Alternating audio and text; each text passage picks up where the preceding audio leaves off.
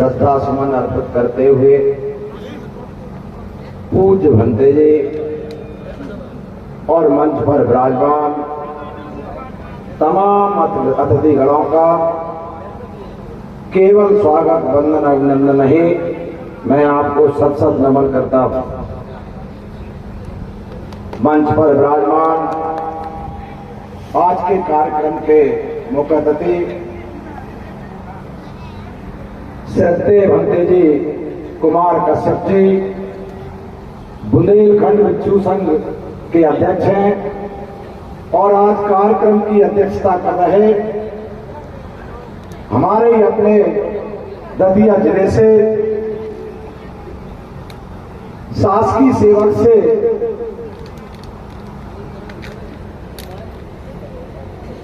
निर्वृत होकर सम्मानीय हमारे CL बोध जी आज कार्यक्रम में विशिष्ट अतिथि के रूप में मेरे छोटे भाई करेरा के विधायक श्री प्रागीलाल जाटव जी, मंच पर विराजमान पाल बघेल महासभा के प्रदेश के उपाध्यक्ष जिनकी पुत्र वधु जनपद पंचायत नरवर की अध्यक्ष हैं, ऐसे मेरे बड़े भाई इंजीनियर गोपाल पाल जी और एक और हमारे समाज के महान योद्धा विशिष्ट वक्ता जिनका भाषण हमने सुना, ऐसे सम्मानित PS मंडेलिया जी, श्री SS गौतम जी, मेरे सम्मानीय श्री अशोक कुमार असैया जी, सुनील वैरसिया जी, नीरज चंदोस, पवन जाटव जी, शिमला से सम्मानीय संतोष जाटव जी, डोनिजा से लक्ष्मी नारायण जाटव जी, बघेदरी से नारायण जाटव जी और हमारे जनपद सदस्य सम्मानीय राकेश जाटव जी, जनपद पंचायत के अध्यक्ष सम्मानीय पुष्पेंद्र जाटव जी और जो हमें मीडिया से और अपने कैमरे से हमें लाइव केवल करेरा में नहीं संपूर्ण प्रदेश और संपूर्ण देश में दिखाने का जिन्होंने दायित्व संभाल रखा है, ऐसे मेरे भाई सोनू निगम जी, मंच पर विराजमान समस्त पदाधिकारीगण, मेरे छोटे भाई भीम आर्मी के सम्मानीय नेता महेंद्र बोध जी, बहुजन समाज के सम्मानीय नेता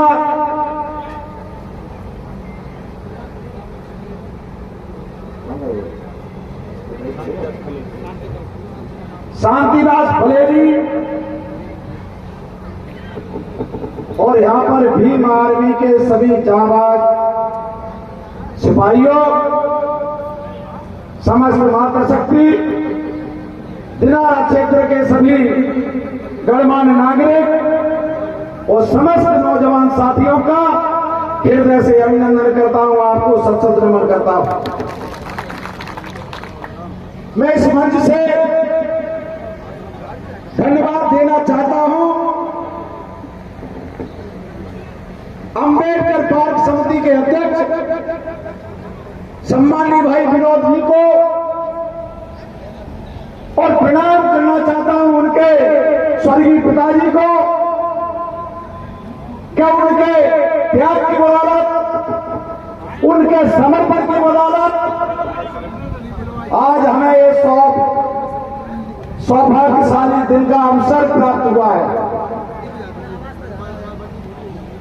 सम्मानीय विश्वनाथ जी, ठेकेदार जी और आज अभी उनकी धर्मपत्नी और विनोद जी की माता जी को भी पूरी कमेटी के द्वारा, मेरे द्वारा, माननीय विधायक जी के द्वारा सम्मानित किया। ये उनके सम्मान के लिए एक तुच्छ भेंट है। मैं तो पूरे दिनारा वासियों को, दिनारा क्षेत्र वासियों को कहूंगा कैसे स्वर्गीय श्री विश्वनाथ जी और उनकी पत्नी को हमें दिन दिन पूजना चाहिए। साथियों, आयोजन कमेटी के मेरे मित्र जिन्हें मैं बड़े भाई के रूप में देखता हूं, सम्मानीय महेश पापी जी, सम्मानित जितेंद्र भगत जी और आयोजन कमेटी के सभी पदाधिकारीगण,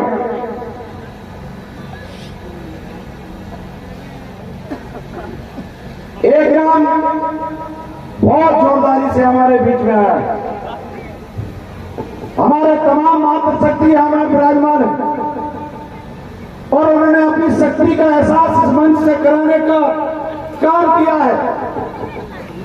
मैं उनका अभिनंदन करना चाहता हूं। श्रीमती रचना शेर सिंह जी, श्रीमती मीना अशोक यादव जी, श्रीमती पार्वती कुंवरलाल यादव जी और मेरी धर्मपत्नी श्रीमती प्रभा जसवंत यादव जी, आपका भी हृदय से अभिनंदन करता हूं। आदरणीय मेहदौरिया जी, चिंता मत करो, आपका भी नंबर आने वाला है। मैं आपका भी और तमाम सभी साथियों से आग्रह करता हूं कि सम्मानीय रामरूप मेहदौरिया जी का तालियां बजाकर स्वागत करें। वो इनका तालियां बजाकर इसलिए करना है कि इनको भी मंच पर बोलना था, लेकिन इन्होंने कहा कि मैं अपने भाषण के 2 मिनट आपको दे रहा हूं, इसलिए मैं चाहता एक बार पूरा भाई साहब का स्वागत करें। आदरणीय भाई साहब मान सिंह फौजी जी, मैं तमाम लोगों के नाम लेना चाहता हूं। हमारे बुजुर्ग दादाजी श्री रामदास जी, हमारे सम्मानीय मां साहब जिनका कई वर्षों से मार्गदर्शन प्राप्त है, सम्मानीय फूल सिंह राजौरिया जी, ऐसे तमाम नेता हमारे यहाँ पर विराजमान है। भाई सलैया के सरपंच अजब सिंह जी, आप सभी पदाधिकारियों का हृदय से अभिनंदन करता हूं और मैं अपनी बात कहां से शुरू करूं मैं समझ नहीं पा रहा हूं। मैं अपनी बात शुरू करना चाहता हूं इस दिनारा की पावन धरा से और इस धुनीतकार से और बाबा साहब की स्टेच्यू के अनावरण से मैं अपनी बात शुरू करना चाहता हूं। साथियों, बाबा साहब की स्टेच्यू के अनावरण के लिए मैं दिनारा की आयोजक कमेटी को, दिनारा वासियों को और समस्त मेरे क्षेत्र के सभी समाज बंधुओं को और बाबा साहब के अनुयायियों को हृदय से बहुत बहुत बधाई देता हूं, बहुत बहुत शुभकामनाएं देता हूं। आज हमने दिनारा में बाबा साहब भीमराव अंबेडकर का पार्क बनाकर और उनकी मूर्ति का अनावरण कराकर इतिहास रचने का काम किया है। ये इतिहास रचने का काम हम पहली बार नहीं कर रहे हैं। ये इतिहास रचने का काम हम सुनारी में कर चुके हैं, हम घोषणा में कर चुके हैं, हम शिमला में भाई संतोष जी के नेतृत्व में कर चुके हैं, हम काकर में कर चुके हैं, हम अपने विधानसभा में तमाम ग्रामीण क्षेत्र में बाबा साहब अम्बेडकर के पार्क बना करके ये इतिहास रच चुके हैं। साथियों, अब बाबा साहब के पार्कों का निर्माण केवल करेरा विधानसभा में हो रहा है ऐसा तो नहीं, तो हमें करेरा से बाहर जाकर हमें प्रदेश में और देश में भी इसकी गणना करना चाहिए और प्रदेश और देश में हमें समझने की जरूरत है, हमें सोचने की जरूरत है, हमें सुनने की आवश्यकता है। साथियों, मैं अपने आप में गर्व और गौरव महसूस करता हूं। मैं अपने आप को सौभाग्यशाली मानता हूं कि मैं बाबा साहब का अनुयायी हूं, उनकी संतान हूं और वो क्यों करता हूं। बाबा साहब ने इस आधुनिक युग की जो कल्पना की थी, आज इस आधुनिक युग में चाहे देश में कोई भी राजनीतिक दल हो, चाहे कोई भी राजनीतिक पार्टी हो, चाहे कोई भी राजनीतिक नेता हो, उसका अगर चाहे किसी भी कोई भी प्रकार का मंच हो, किसी का जब तक पेट भरता ही नहीं तब तक वो बाबा साहब के नाम की बात नहीं करता और बाबा साहब के काम की बात नहीं करता। ये हमारे लिए गर्व और गौरव का विषय है कि हमारे बाबा साहब को, जिन्होंने देश को संविधान दिया, जिन्होंने देश में समतामूलक समाज की स्थापना का प्रारूप दिया, जिन्होंने देशवासियों में भाईचारा का संदेश दिया, ऐसे बाबा साहब को कोई कैसे भुला सकता है? और अगर जिसने भी भुलाने का काम किया, देश की जनता और देश उनको भूल जाता है, इसलिए सबको नाम लेना पड़ता है। मैं आज दिनारा के मंच से बड़े गर्व से कहना चाहता हूं, जब हमारे देश के प्रधानमंत्री, देश के राष्ट्राध्यक्ष जब विदेश की धरती पर पहुंचते हैं, जब विदेश की धरती से जब भारत माता का संबोधन करते हैं, तो गर्व से सीना चौड़ा हो जाता है। चौड़ा क्यों हो जाता है? हमारे देश का राष्ट्राध्यक्ष, देश का प्रधानमंत्री कहता है कि मैं बाबा साहब भीमराव अम्बेडकर के भारत से आया हूं, मैं भगवान बुद्ध की धरती से आया हूं। तब हमारा सीना और गर्व और गौरव से चौड़ा हो जाता है। साथियों, ऐसा नहीं कि केवल हम सामाजिक रूप से बाबा साहब के स्टैच्यू का निर्माण कर रहे हैं, कि केवल हम सामाजिक रूप से बाबा साहब के पार्क बना रहे हैं। मैं धन्यवाद देना चाहता हूं प्रदेश के यशस्वी मुख्यमंत्री और वर्तमान की सरकार को, क्या उन्होंने जाटव समाज के अनुयायियों से अनुसरण करते हुए और उन्होंने बाबा साहब के जीवन से जुड़े हुए 5 स्थानों को मध्य प्रदेश में पंच तीर्थ में बदलने का काम किया है।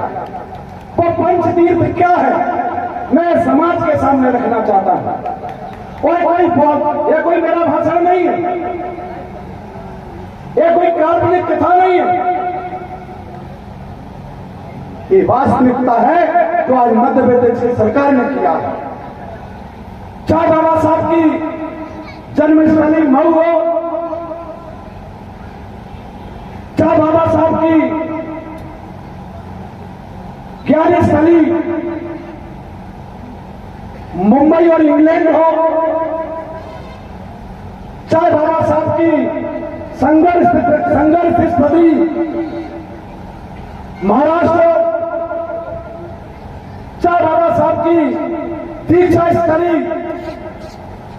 महाराष्ट्र नागपुर हो, और चाहे बाबा साहब की चैत्यभूमि, मेरा नौजवान खुश हो रहा है, मैं उसकी मन की बात कर रहा हूं, ये हमें समझने की जरूरत है। चाहे बाबा साहब की चैत्यभूमि, जहां बाबा साहब का परिनिर्माण हुआ, दिल्ली हो, साथियों 5 जगह को प्रदेश की सरकार ने बाबा साहब के कॉरिडोर के रूप में, भीमराव अम्बेडकर म्यूजियम के रूप में एक दार्शनिक तीर्थ स्थल बनाने का काम किया है। मैं चाहूंगा कि एक बार सभी साथी बाबा साहब के अनुयायी उस सरकार को तालियां बजाकर स्वागत करें जिसने बाबा साहब के पंच तीर्थ बनाने का काम किया। यस, और इससे बड़ी खुशी की बात कि जो हमारे पंचतीर्थ हैं, उन पंचतीर्थों को मुख्यमंत्री तीर्थ दर्शन योजना में जोड़ दिया गया है। साथियों, जो भी भाई बहन तीर्थ दर्शन यात्रा के लिए जाएगा, देश के तमाम तीर्थों के साथ साथ उन लोगों को बाबा साहब के पंचतीर्थ के दर्शन करने का भी सौभाग्य प्राप्त होगा।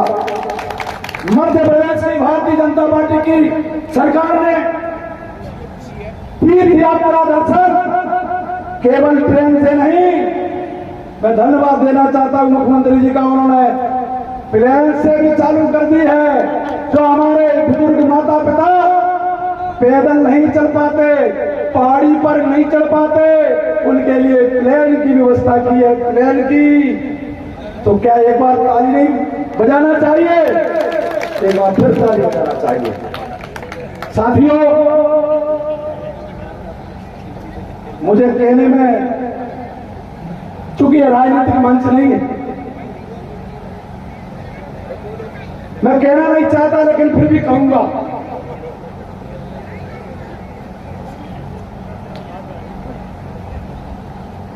देश का सबसे बड़ा, सबसे पुराना दल, देश की सबसे बड़ी पुरानी पार्टी, जिसकी देश में और प्रदेश में 50-60 साल तक सरकार रही, और वो बाबा साहब भीमराव अंबेडकर और संविधान को बीच में ला करके दलितों का, एससी का, एसटी का, ओबीसी का वोट को ठगती रही। हमारा दलित समाज, हमारा गरीब समाज और गरीब होता गया और उनकी राजनीति और ऊंची होती गई। मैं कहना चाहता हूं, अगर किसी के पास रिकॉर्ड हो, अगर कोई बताना चाहता हो, जिन लोगों की 70 साल सरकार रही, जिन लोगों की तमाम प्रधानमंत्री जिस राजनीतिक दल ने दिए, वो बताएं कि उन्होंने देश में या प्रदेश में कहीं बाबा साहब के नाम से कोई एक झोपड़ी बनाने का काम किया, बाबा साहब के नाम पर कोई स्मारक के नाम पर कोई वीर लिखने का काम किया। मैं कहना चाहता हूं, जिस व्यक्तित्व ने, जिस महान आत्मा ने इस देश को संविधान दिया, वो संविधान जिससे देश संसद के माध्यम से देश और देश की जनता उसका अनुकरण करती है, देश की जनता उसका पालन करती है।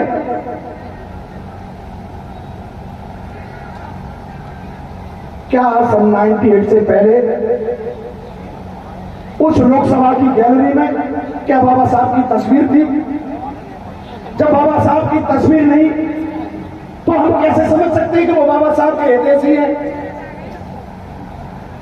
वो बाबा साहब को मसीहा मानते हैं? मैं धन्यवाद देना चाहता हूं यशस्वी प्रधानमंत्री अटल बिहारी वाजपेयी जी का।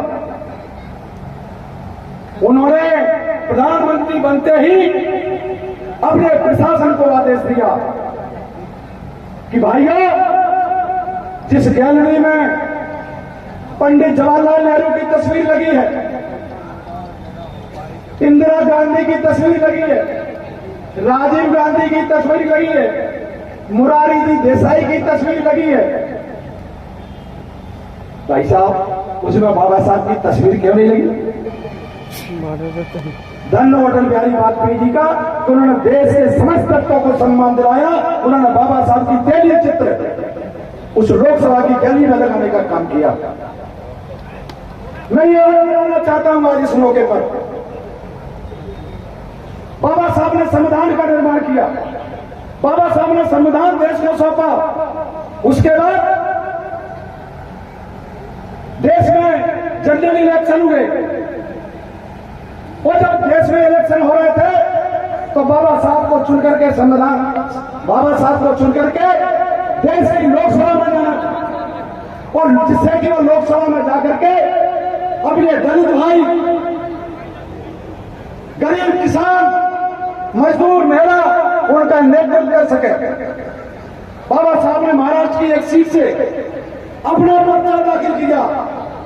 मैं याद दिलाना चाहता हूं समाज को और अनुयायियों को कि जब बाबा साहब ने लोकसभा के चुनाव के लिए अपना पर्चा दाखिल किया तो कोई भी दल उनके सामने चुनाव लड़ने नहीं आया। सबने कहा कि बाबा साहब को हम निर्भोर बनाने के पक्ष में हैं। लेकिन बड़े दुख के साथ कह रहा हूं, कि बाबा साहब के सामने किसी भी दल ने अपना पर्चा दाखिल नहीं किया।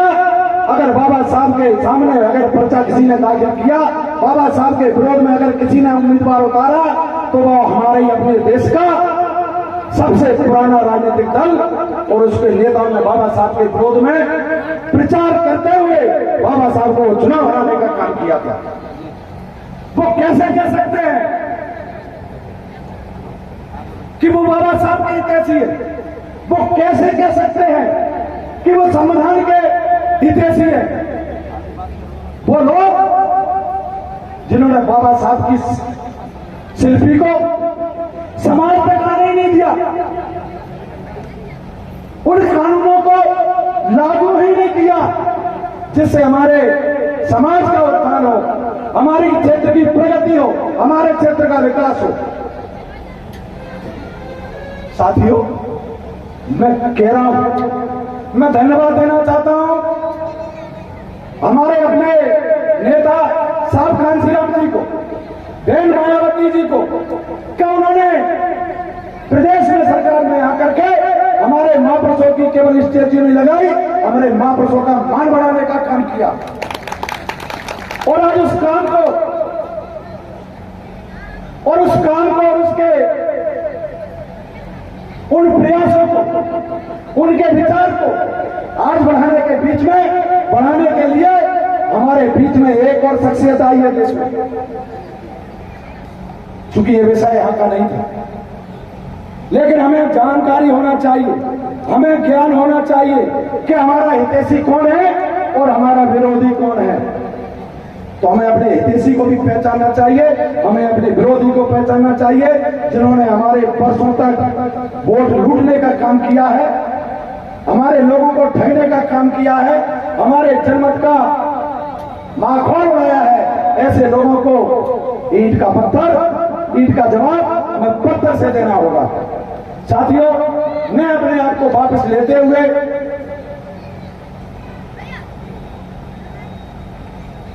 दिनारा के बारे में भी बात करना चाहूंगा। आज दिनारा विकास और प्रगति की बाट जोड़ा है।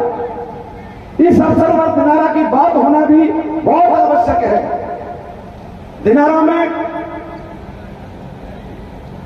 पूरे दिनारा वासियों को पता है कि दिनारा में मैंने स्नातक महाविद्यालय बना स्वीकृत करवाने का काम किया।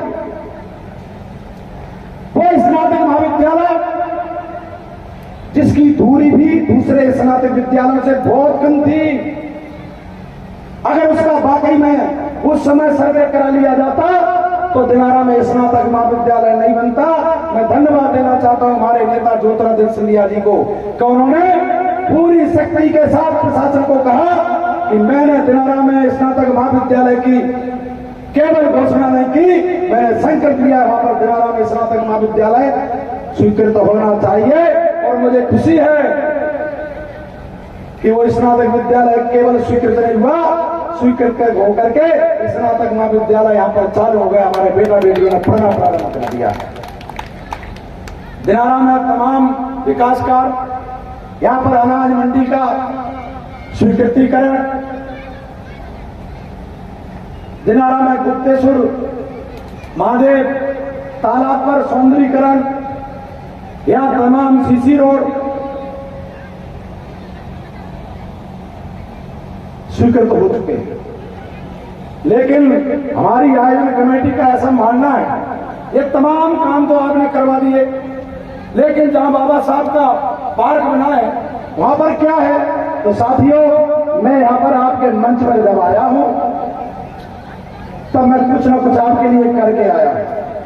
और कर मैं केवल इसलिए पा रहा हूं कि आपके आशीर्वाद से, आपके स्नेह से मैं आज मध्य प्रदेश शासन में मंत्री का दर्जा मुझे मिला है। और मंत्री का दर्जा होने के साथ साथ मैं मध्य प्रदेश सरकार का एक अंग हूं और संविधान के होने के नाते मेरी ड्यूटी बनती है, मेरी जिम्मेदारी बनती है कि मैं अपने क्षेत्र में विकास और प्रगति का भी काम करूं। साथियों, मैंने आने से पूर्व आपके जो मेन रोड से बाबा साहब की पार्क तक जो सीसी रोड बनानी है उसके लिए 7,40,000 रुपए मंजूर करके आया हूं और उसकी फाइल भी कंप्लीट हो गई है। मेरे को कुछ बहराएं मिली उसी मोहल्ले में जब हम बाबा साहब की स्टेचू का अनावरण के बाद लौट रहे थे कि हमारे यहाँ पानी नहीं है पीने को, हमको पानी दूर दूर तक लेने जाना पड़ता है। लेकिन मुझे बताने में खुशी हो रही है और मुझे गर्व भी हो रहा है क्योंकि आज मेरी धर्मपत्नी मेरे साथ आई है। मैंने सच कह रहा हूं, आज हमारे जो मोहल्ला है, जिन हमारी माता बहनों ने जो मांग की है, जो अंबेडकर पार्क के आसपास का मोहल्ला है, वहां पर 7,40,000 का नल जल योजना का पाइपलाइन भी स्वीकृत कर दिया है। यहाँ पर आपके जनपद के सदस्य और सरपंच प्रतिनिधि नीतू दुबे जी, उनके द्वारा मैंने हस्ताक्षर करा लिए, दोनों फाइल सैंक्शन करके आया आप लोगों के लिए 14-15 लाख रुपए की राशि आज यहाँ पर देकर के जा रहे हैं। और हम कैसे कर पा रहे हैं?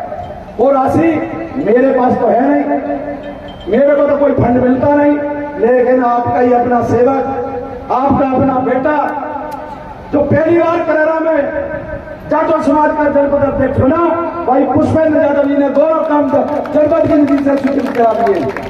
भाई जनपद अध्यक्ष जी, मैं आपको एक बार आपका दिल से अभिनंदन करता हूं। एक और मांग, महेश तो महेश है, ये किसी ब्रह्मा से कम है का? और फिर विनोद, महेश और जीतू तो ब्रह्मा विष्णु महेश हुए कि नहीं हुए?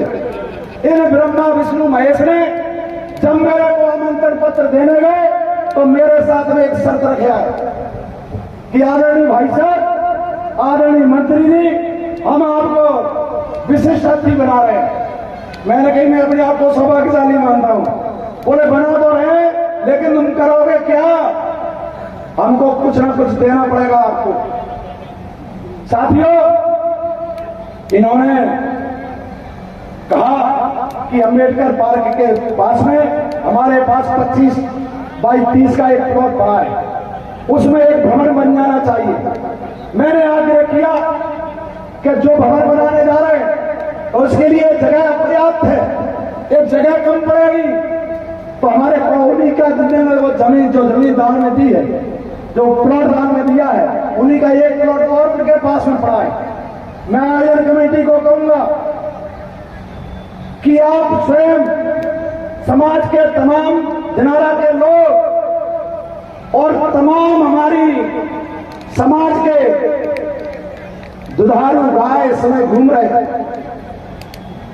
उनमें एक मैं भी इन लोगों से आप बाबा साहब का पार्क के पास में सामुदायिक भवन बन पाए, इसके लिए सब लोगों से निवेदन करिएगा और सब लोगों से आर्थिक स्थिति पैसा लेकर के उस जमीन को खरीद करके वहां पर अपन सामुदायिक भवन बनाने का काम करेंगे। जिस दिन आप उस जमीन को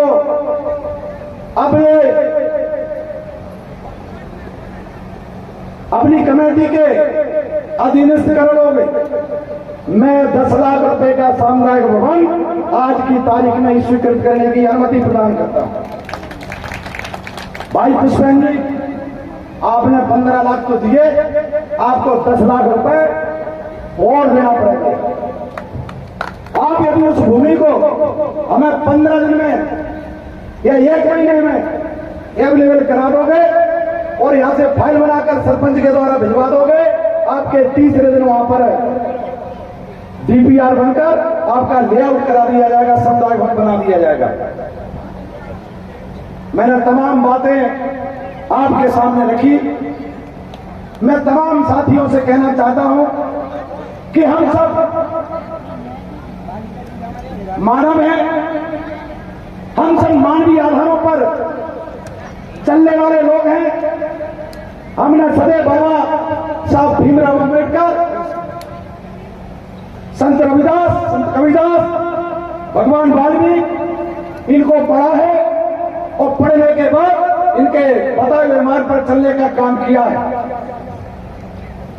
तो जब हमने चलने का काम किया है तो हमारी ड्यूटी बनती है कि हम जो समतामूलक समाज की कल्पना बाबा साहब ने की थी, उसको साकार करने का काम हमें और मंच को मिलकर के करना होगा। हम सबको भाईचारा बनाना होगा और भाईचारा बना करके जिस प्रकार से आपको तमाम जनप्रतिनिधि, आपको अपना जनपद अध्यक्ष, आपको अपने तमाम जनपद सदस्य, आपको अपने तमाम सरपंच जो इस क्षेत्र की जनता ने दिए हैं, हम क्षेत्र की जनता का मान सम्मान रखते हुए हम अपने समाज का एक गौरव का पताका इसी प्रकार से फहराता है। ये जिम्मेदारी हमको एक एक व्यक्ति को लेना पड़ेगी, समाज को जिम्मेदार बनना पड़ेगा और ये वजनदार बोझ हमें समाज के एक एक व्यक्ति को अपने कंधे पर लेना होगा, क्योंकि आज की तारीख में